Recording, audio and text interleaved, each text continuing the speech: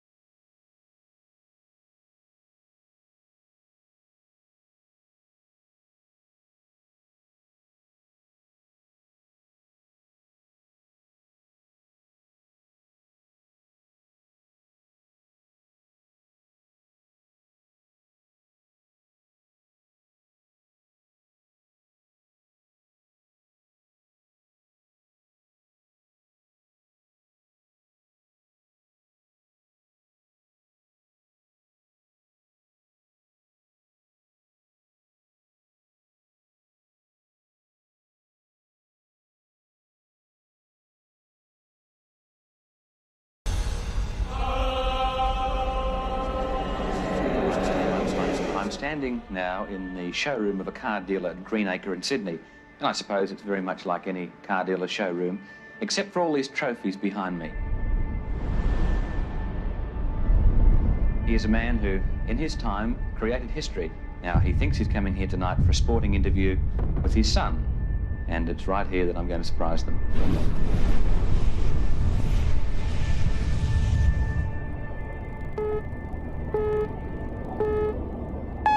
We are here to honour, celebrate and give thanks for the life of Sir John Arthur Brabham, known as Jack.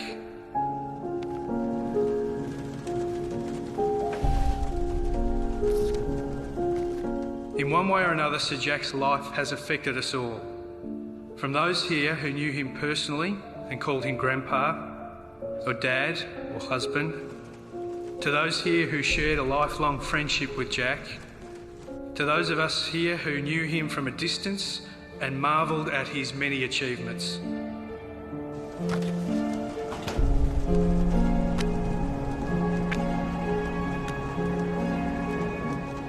But we'll also hear about Sir Jack the man, the husband, father and grandfather. What made him tick, what was really important to him.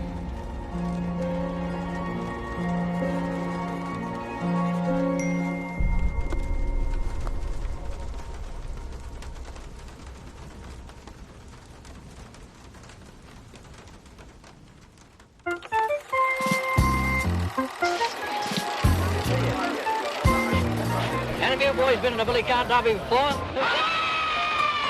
Jack was like any boy of his age, obsessed with billy carts. You can either have a steering wheel or you can have a rope. And what wheels you got, well, that was up to the gods. What do you say, Noel? It was a great race and the best man did win. He left school at 15 to work as an apprentice in an engineer shop. We had to get bits and pieces and improvise with them, cut and shut and weld and do all sorts of things. Yeah, he was from an age when you had a wide variety of skills, the kind of industrial equivalent of the hunter-gatherer. I could see there's no doubt he's very earnest and he was going to be a good engineer. Good boy.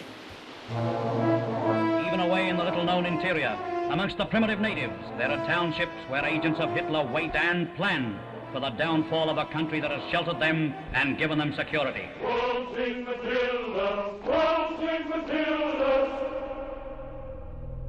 The war interrupted Jack's sleepy existence, tinkering with bikes and cars. Every young man of fighting age finally had a reason for adventure. The cause of liberty and freedom. War had started, of course, when he was a teenager.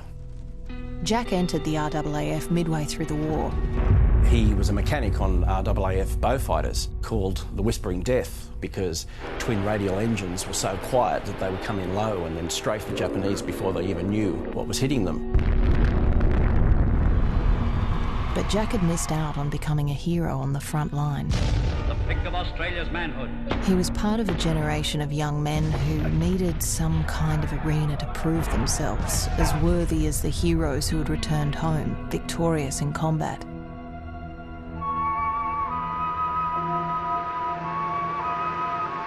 Eerie, isn't it?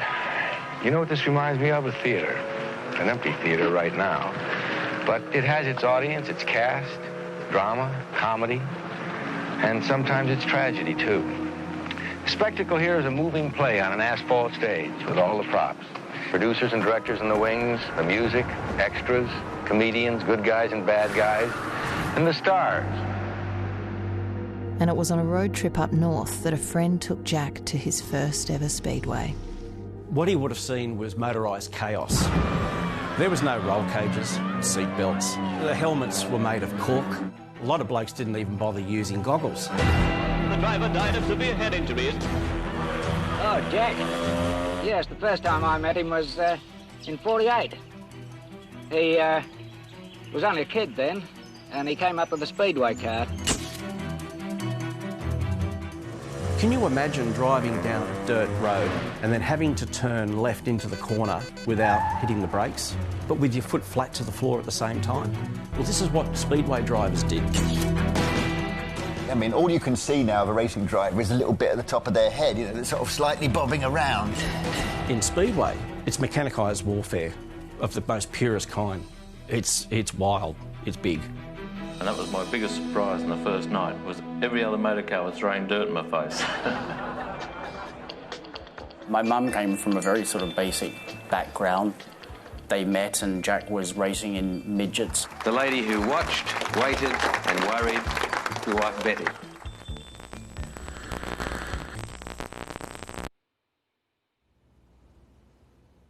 What was this bloke's name again? You never knew him, did you? Jack. Sorry, Jack, mate, I won't let you down. In the very early 1950s, Jack took his speedway racing car to a local hill climb. In his little titchy, self-built speedway car, he blew them all into the weeds. Hairpin bends at high speed call for steel wrists and iron nerves. Sport is somewhere where drive, dedication, bravery, that's what we celebrate. It's a great cause for the spectators, too. You know, someone who's fucking brilliant at what they do, and we can cheer them on. The organisers actually disqualified his car because it wasn't fitted with front-wheel brakes. Hold everything, he's going over. And therefore didn't qualify for their purposes.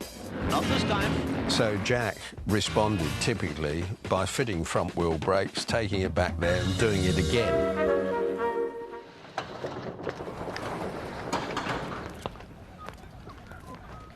Ah, so Brabham 67, a long while since I've seen one of these. Ron Turenak was racing rolled-open wheelers, which he'd built with his brother in their parents' garage. It was clear they saw something in each other. Kindred spirits. Well, he was a very good friend of mine, and we got on very well.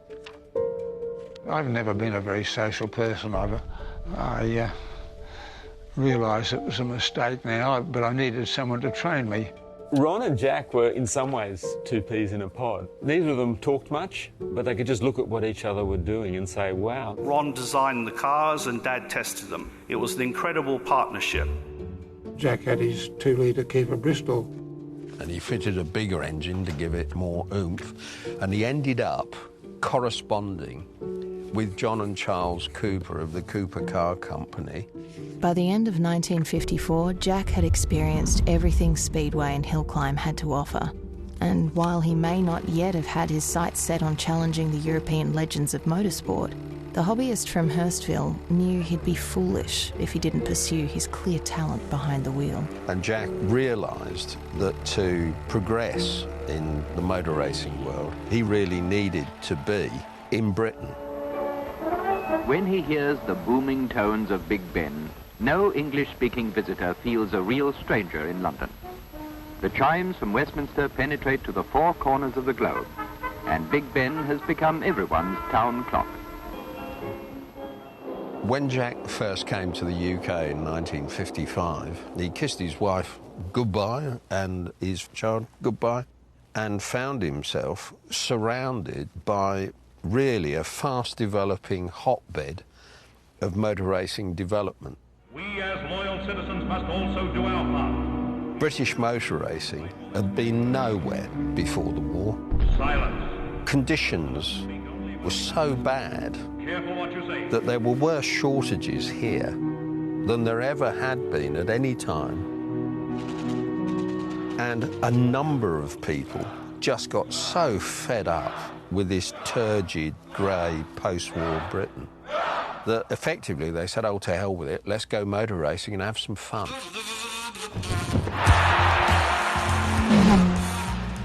The British manner of going motor racing was to start building racing cars, striving to surpass the dominant Ferrari and Maserati.